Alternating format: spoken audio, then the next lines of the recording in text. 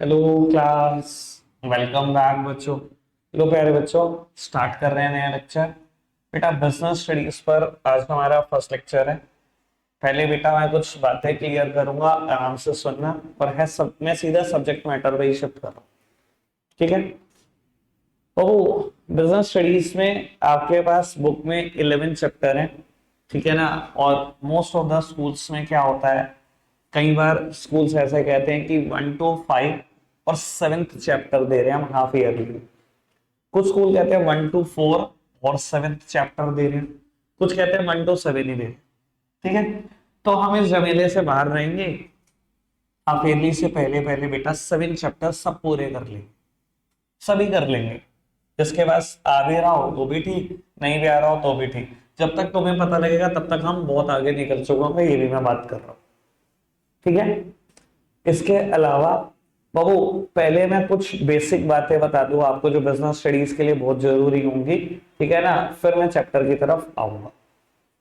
बेटा एक टर्म आती है और ये टर्म बहुत कॉमन है, सबने सुनी है। मैं बिजनेस स्टडीज शुरू करूंगा, जरूरत भी बताता हूं। अगर मैं कहूं एक क्वेश्चन आया पेपर में, डेफिनेशन ऑफ बिजनेस या डिफाइन बिजनेस, और एक क्वेश्चन आया write the meaning of business, इन दोनों में क्या फर्क होता है?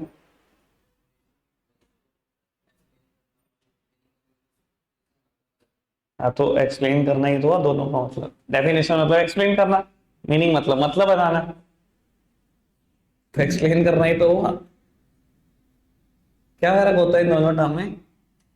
मेरे प्यारे प्यारे छोटे छोटे बच्चे, 10th पास हुआ है नहीं, खैर ये तो गलत बात है, अभी कहाँ पास हो, अभी तो कुछ भी हो सकता है। खैर ना ना, शुभ शुभ बोलो। ओ, क्या फर्क होता है इनमें, डेफिनेशन और मीनिंग में? हे भगवान, खींच के सर मारो इधर दीवार में। भाई साहब, बहुत ही बढ़िया। चलो अब आ जाओ, अब आराम से सुन लो। बेटा definition must be according to some author, और मीनिंग आपके खुद के वर्ड्स। जब भी कहेगा ना डिफाइन बिजनेस, तो एक ऑथर के अकॉर्डिंग डेफिनेशन लिखनी है, और मीनिंग कहेगा आपके वर्ड्स हैं बेटा, जो मर्जी लिखो। अब मैं आसान करने के लिए एक बात बोल देता हूं। अगर किसी चीज की डेफिनेशन कोर्स में है तो हमें उसको रटना ही पड़ेगा, पहली मजबूरी। ऑथर का नाम पता होना चाहिए, दूसरी मजबूरी। हाँ, उस डेफिनेशन में चार चांद लगाने की जिम्मेदारी मेरी है, उसको कितने आसानी से मैं एक्सप्लेन कर पाऊंगा वो मेरी जिम्मेदारी है। ठीक है। पर अगर एक ऑथर ने अपनी डेफिनेशन में 20 वर्ड्स दिए, ठीक है, तो बेटा मेरी पूरी जिम्मेदारी है कि मैं 20 के 20 वर्ड एज इट इज लिखूं। और ये बात मैं सिर्फ बिजनेस स्टडीज के लिए नहीं बोल रहा हूं, मैं इकोनॉमिक्स के लिए और अकाउंट्स के लिए भी बोल रहा हूं। 20 के 20 वर्ड लिखूं और एज इट इज लिखूं, क्योंकि ऑथर उस चीज को ऐसे डिफाइन करके गया है। अच्छा वो जिंदा भी नहीं है, पर मुझे अगर डेफिनेशन मांगी गई, मुझे वही 20 वर्ड एग्जैक्टली लिखने हैं। No addition, no deletion, no modification. 20 के 21 22 ना हो जाए, 20 के 17 18 ना रह जाए, और 20 के 20 लिख दो लेकिन दो चार वर्ड अपनी तरफ से चेंज कर दो, मॉडिफाई कर दो, वो भी नहीं चलेगा। ठीक है। एक बात और, पूरे 20 के 20 वर्ड एज इट इज लिखे और नीचे ऑथर का नाम लिखना भूल गए, सर ऐसे कट जाएगी और जीरो मिल जाएगी। तो ऑथर का नाम भी कंपलसरी हो जाता है अगर वर्ड डिफाइन लिखा है तो। समझ आई बात? और अगर मान लो मैंने बिजनेस की डेफिनेशन ही पढ़ी थी और पेपर में आ गया मीनिंग, और मुझे खुद पे डाउट है कि मैं ढंग से बिजनेस वर्ड को एक्सप्रेस कर पाऊंगा कि नहीं, तो आपके लिए सबसे आसान बात बोल रहा हूं, ये एज इट इज लिखाना, 20 के 20 वर्ड, ऑथर का नाम गायब कर देना, वो अपने आप कन्वर्ट हो जाएगा मीनिंग में कि भैया मैं भी यही सोचता था जो वो सोचता था। ठीक है। समझ आई बात? क्या कितनी को डेफिनेशन आ जाएंगी पूरे साल भर में? 4 या 5 बस बिजनेस में, इससे ज्यादा नहीं आएंगी। तो इतनी तो कोई टेंशन रही नहीं गई। ठीक है। और यार अपनी जिंदगी की ना एक ही फिलॉसफी है, पहले दिन ही बोल देता हूँ, ऐसा हो सकता है कि 20-30 बार याद कराऊं कि मैं ये पहले भी बोल चुका हूँ कि मैं कुछ भी रटवाऊंगा नहीं। लोग बोलते हैं बिजनेस स्टडीज टोटली या थियोरेटिकल सब्जेक्ट, ठीक है, और वो भी ब्लैक एंड व्हाइट फोटो, एक पेज कलर नहीं छाप रखा एनसीईआरटी ने। इतनी बोरिंग चीज कैसे पढ़ी जाएगी, लोग ऐसा बोलते हैं। मेरे हिसाब से तो 2-4 फोटो होनी चाहिए थी सन्नी लियोनी की भी इसमें, कटरीना कैफ की तो अच्छे से पढ़ा जाता। देख कितने खुश हुए, फिर बिल्कुल अच्छे से पढ़ा जाता, है ना। अब इतना बोरिंग सब्जेक्ट कौन पढ़े। सर आपको एक बात बता देता हूँ, मैं ऑल इंडिया टॉपर हूँ बिजनेस स्टडीज में। मेरे टाइम पर एक ओलंपियाड हुआ करता था नेशनल लेवल पे, मैंने ऑल इंडिया टॉप किया हुआ है, ठीक है। बोर्ड में हाईएस्ट मार्क्स थे ऑल ओवर इंडिया, यही थ्योरेटिकल सब्जेक्ट है वो, ठीक है। और पिछले 5 साल में हर साल में मेरे पास ऐसा बच्चा है जिसके बिजनेस स्टडीज में बोर्ड में 100 में से 100 नंबर आए, बिजनेस स्टडीज में।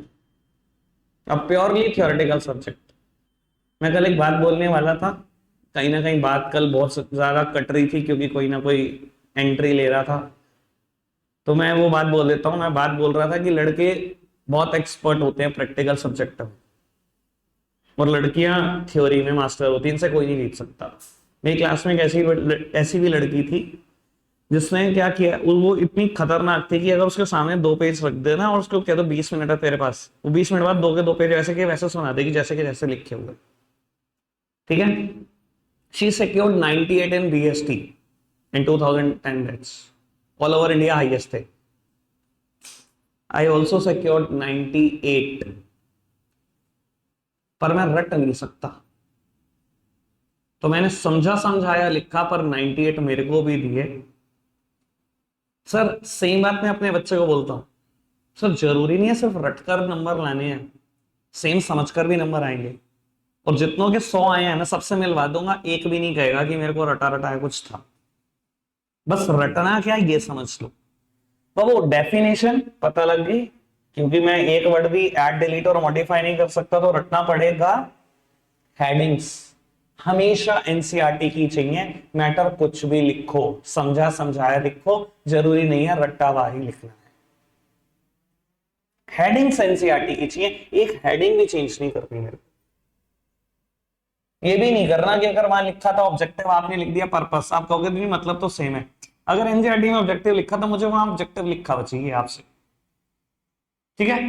पर ये काम आपको लग रहा होगा पहले दिन लगता है कि बहुत मुश्किल काम है, ये इतना इजी है, मजे मजे में करा दूंगा मैं आपसे। मेरे जितने भी नोट्स मिलेंगे सारी हेडिंग्स उसमें एनसीईआरटी की है, बाकी वर्ड मेरे हैं। देखो मैं हमेशा एक बात बोलता हूँ, notes are for ease of reference only. Notes का पर्पस यही है कि चीजों को आसान बनाना। अगर वो चीज आपको आसान लगी नहीं तो नोट्स की कोई अहमियत नहीं है। अगर आपको लगता है, मैंने आपको कोई नोट्स दिया, आपको लगा यार बेकार लैंग्वेज, मुझे नहीं समझ हो रही, मुझसे नहीं याद हो रही, तो सब नोट्स का फिर कोई पर्पस नहीं है। आपको लगता है ना कोई और टीचर के नोट्स बहुत अच्छे हैं, मैंने गूगल से निकाल लिए बहुत अच्छे, मैंने यूट्यूब पे यहाँ से निकाले बहुत अच्छे, सर वो पढ़ लो, जरूरी नहीं है मेरे लिए पढ़ने हैं। मतलब मैं इतनी भी आपको छूट दे रहा हूं, प्रोवाइडेड कि वो सही लिखा हो।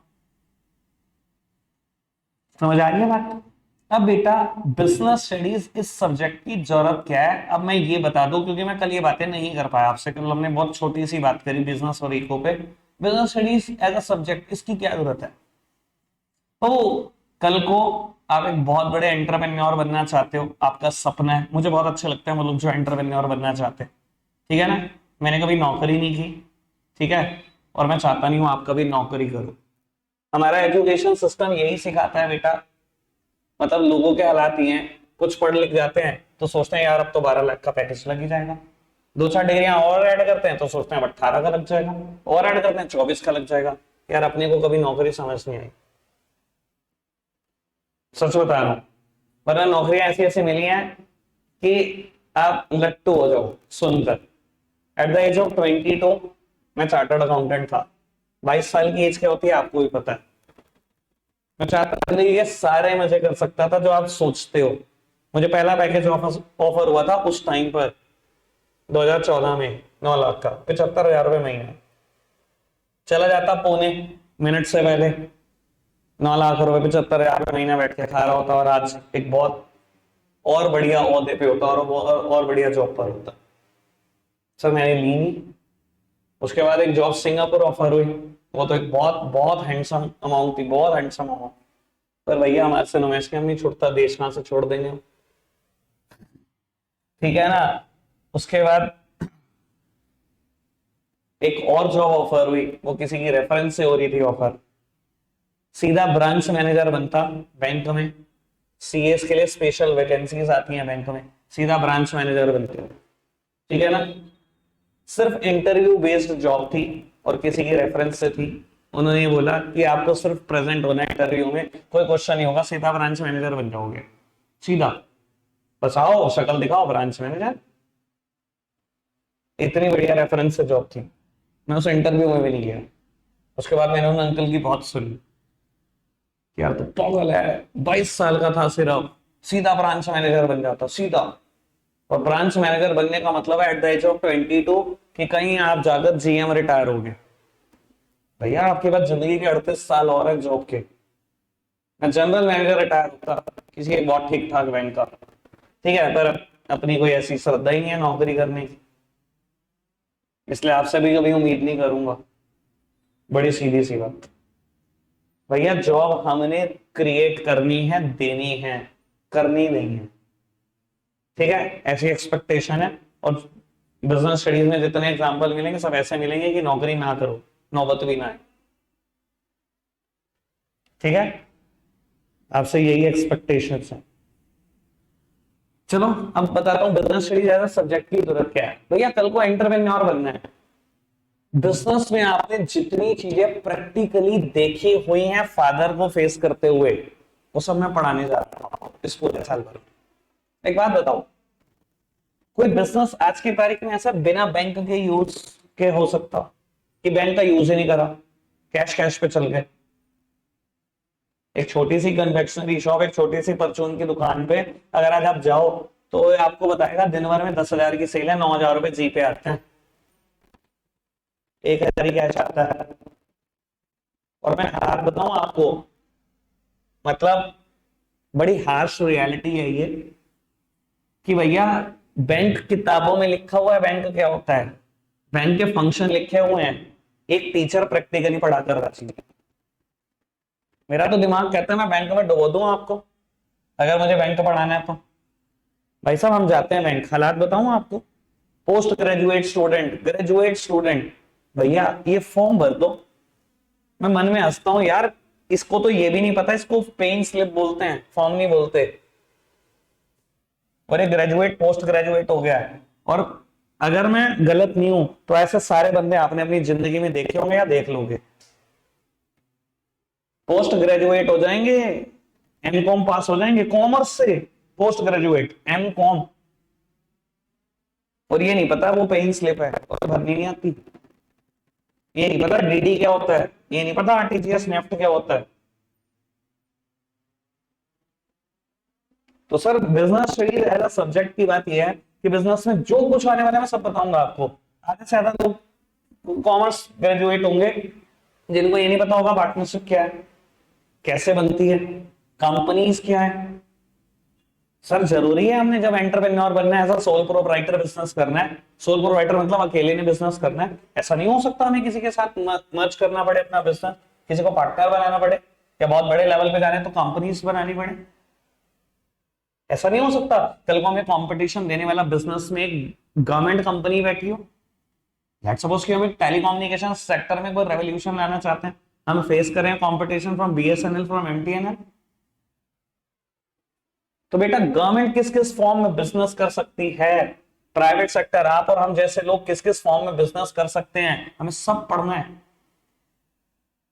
इंश्योरेंस की जरूरत जाननी है, इंश्योरेंस के बारे में वास्ट जानना है बेटा, वेयर हाउसिंग की इंपॉर्टेंस जाननी है, गोडाउन जानना है, बिजनेस में जो जो चाहिए आपको, जो जो प्रैक्टिकल लाइफ में है सब जानना है। ठीक है, और बाबू मुझे लगता है मैं तो पूरा डुबो दूंगा आपको। देखो मेरा काम क्या है, पहले समुद्र की सारी गहराइयां टच करानी है। मुझे पता है यहाँ पर टॉपिक ऐसे आएंगे एक एक पैराग्राफ, और मैं पता है आपसे क्या कहूंगा, बेटा मैं 4 दिन लगाऊंगा इस टॉपिक पे। आप कहोगे एक पैराग्राफ लिखा है, बेटा मुझे वही तो नहीं पढ़ा ना जो लिखा है। मुझे उस टॉपिक के बारे में ए टू जेड बताना है। अगर आप पहले चैप्टर की बात करो, कहीं ना कहीं एक छोटा सा टॉपिक दिया हुआ है बैंकिंग, एनसीईआरटी एक 1.5 पैराग्राफ लिखती होगी उस पर, मैं 4 दिन लगाऊंगा आपको बैंक का बताने में। इफ पॉसिबल आप सबके बैंक अकाउंट भी खुलवा दूंगा जीरो बैलेंस पे। इफ पॉसिबल बैंक में जाके सारे फॉर्म भी फिल करा दूंगा। इफ पॉसिबल ब्रांच मैनेजर को यहाँ बिठा दूंगा।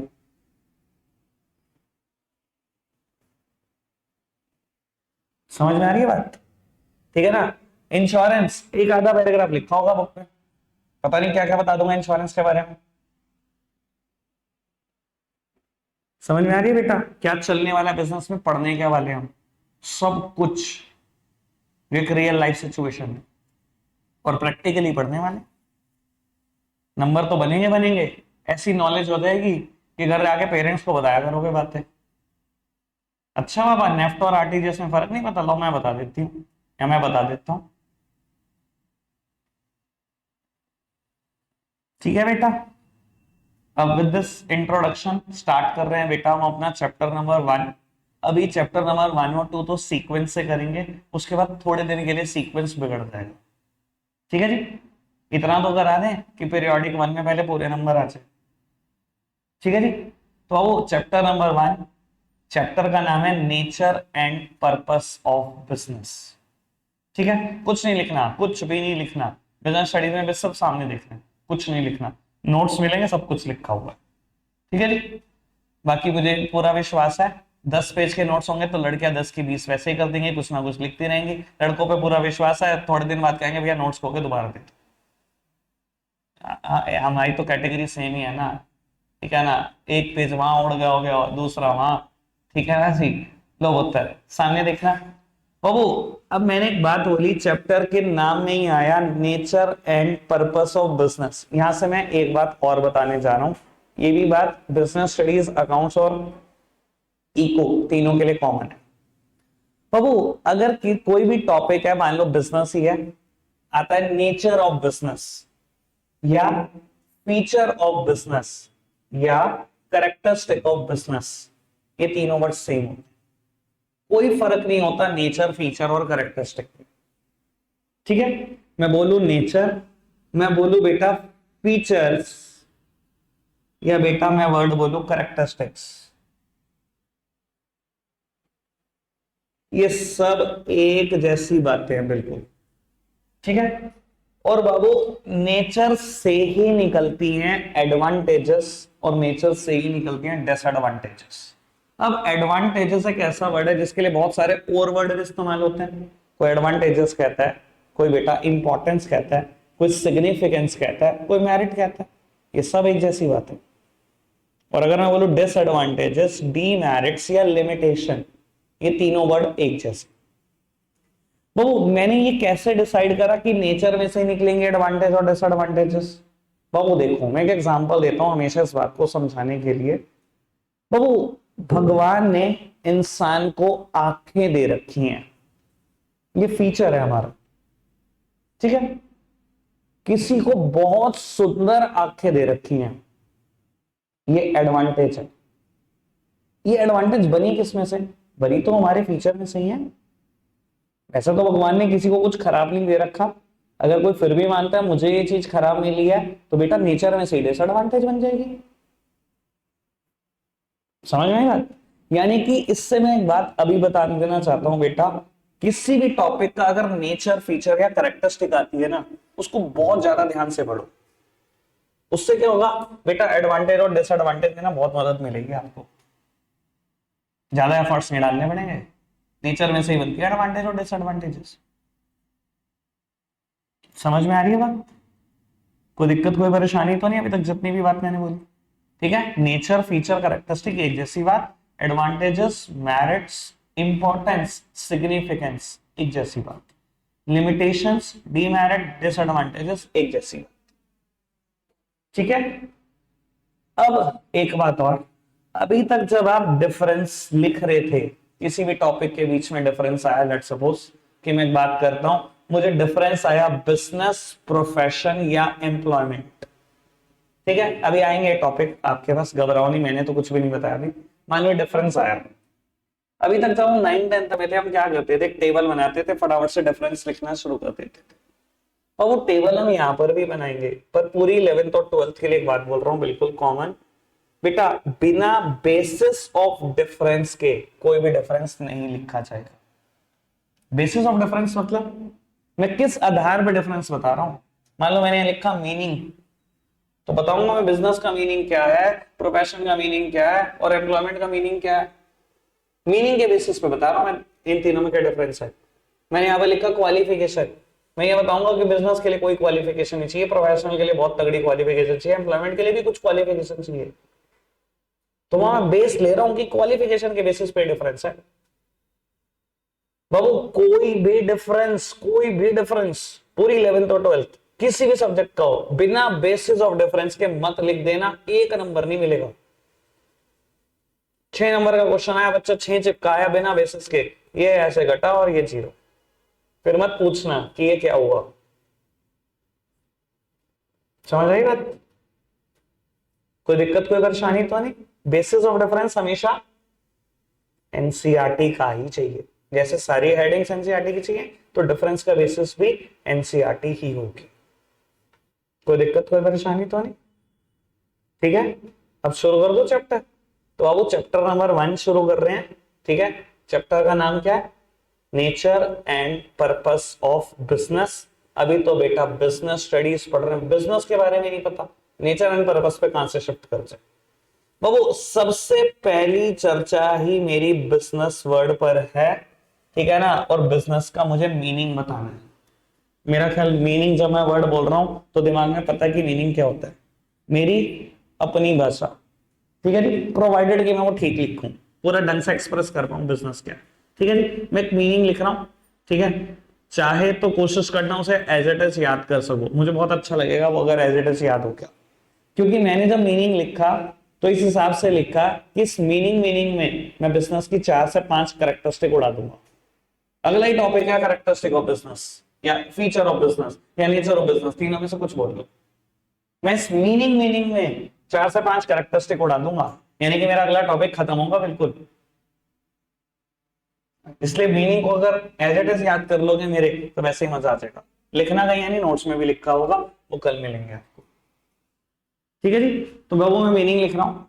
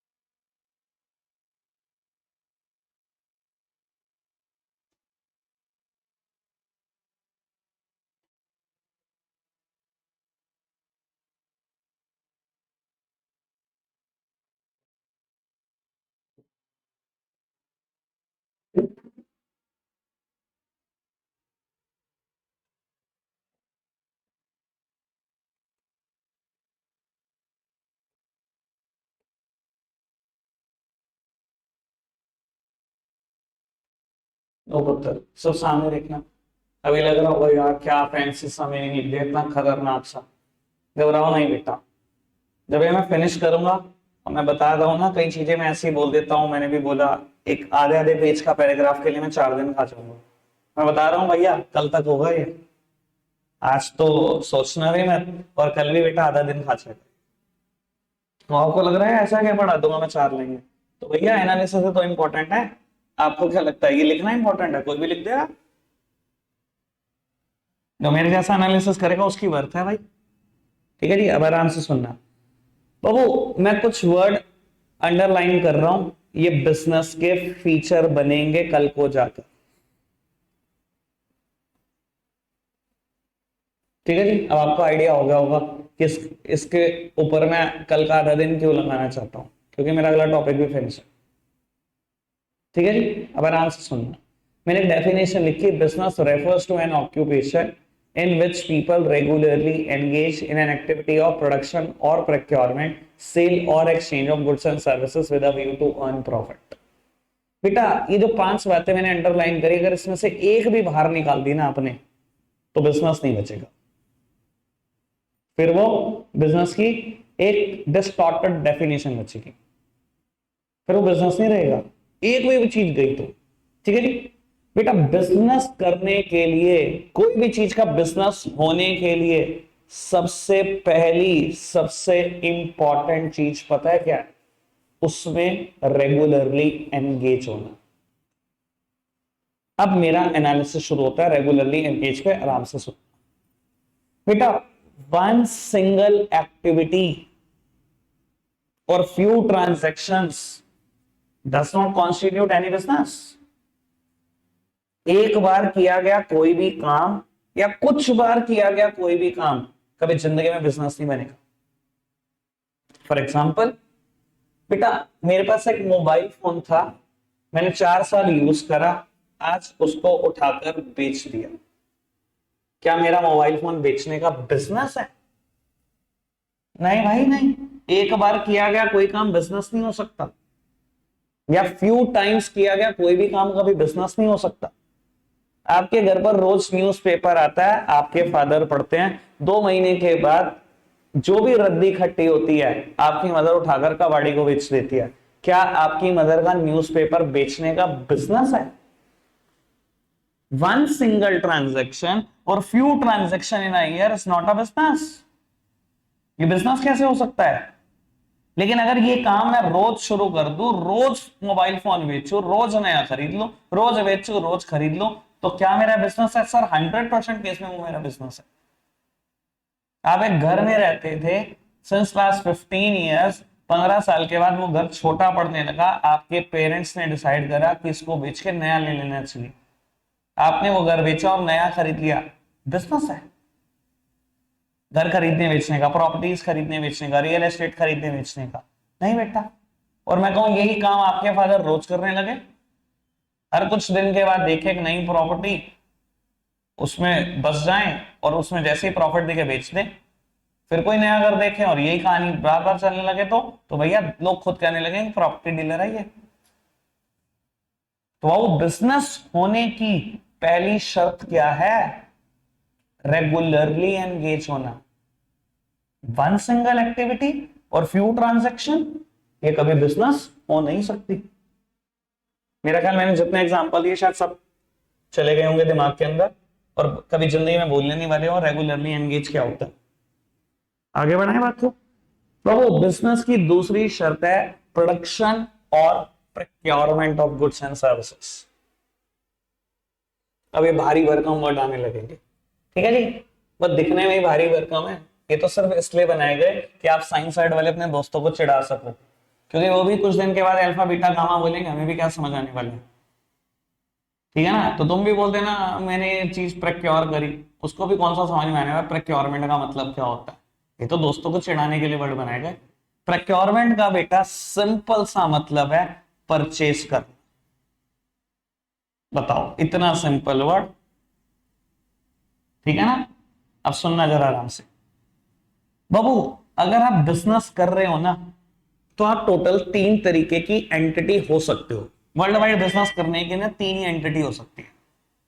या तो आप मैन्युफैक्चरर हो सकते हो, मैन्युफैक्चरिंग करोगे, या आप ट्रेडर हो सकते हो, ट्रेडिंग करोगे, या आप सर्विस इंडस्ट्री में हो सकते हो। 3 ही तरीके से हो सकता है बिजनेस, मैन्युफैक्चरिंग, ट्रेडिंग और सर्विस कंसर्न। सर्विस की बात मैं अभी नहीं कर रहा, वो मैं बात यहां कर दूंगा, मैं पहले ही बता रहा हूं, ठीक है। अभी मैं बिजनेस की सिर्फ 2 फॉर्म पर स्ट्रिक्ट रहना चाहता हूं बाबू। One is manufacturing and other one is trading. अब सुनना जरा आराम से, मेरे ख्याल बहुत सारे बच्चों को ये टर्म्स क्लियर होंगी, ठीक है। जिनको नहीं है मैं क्लियर कर रहा हूं। बेटा मैन्युफैक्चरिंग क्या होती है? बेटा कोई और सामान खरीदना, प्रोसेस करना, कोई और सामान बनाकर बेच देना, इस मैन्युफैक्चर।